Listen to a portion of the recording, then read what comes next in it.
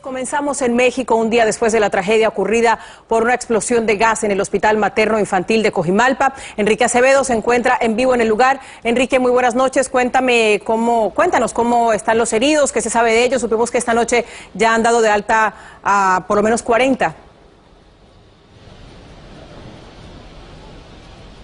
Probablemente una buena noticia, Ilia, de las 73 personas que resultaron lesionadas originalmente por la explosión en este Hospital Materno Infantil de Coajimalpa.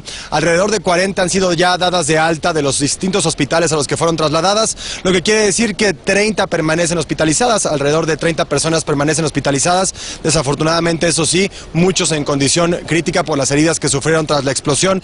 Permanece también la cifra de muertos en 3, 2 bebés y una enfermera que trabajaba en esta institución, a la que pudimos ingresar hoy para revisar lo que llaman la zona cero del trágico accidente, una zona que solamente puede describirse como destrucción total.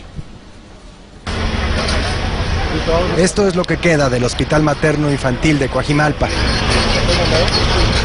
Se puede apreciar el cráter que dejó la explosión de esta pipa de gas que abastecía la cocina del Hospital Materno Infantil, la destrucción en este lugar. Podemos ver el techo colapsado, vigas de metal dobladas como si se tratase de hule y los muros completamente colapsados. Difícil imaginar que aquí, apenas hace poco más de un día, existía un hospital.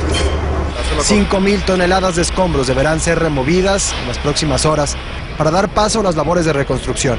Este es el último punto hasta donde nos permiten acceder las autoridades por nuestra propia seguridad. Podemos ver que el edificio todavía, la estructura es inestable, el techo colapsado, las vigas de aluminio dobladas, muchísimos muros, por supuesto, ya inexistentes de lo que era este Hospital Materno Infantil en Coajimalpa.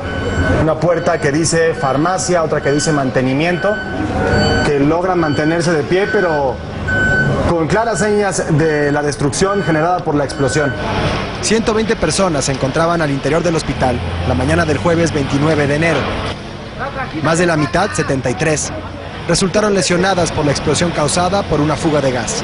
Podemos ver las claras marcas que dejó la explosión, el concreto separado del resto de la estructura y todavía marcas del humo que dejó el incendio. Entre los ladrillos, las varillas de metal y el polvo, quedan los recuerdos de un lugar dedicado a celebrar el milagro de la vida.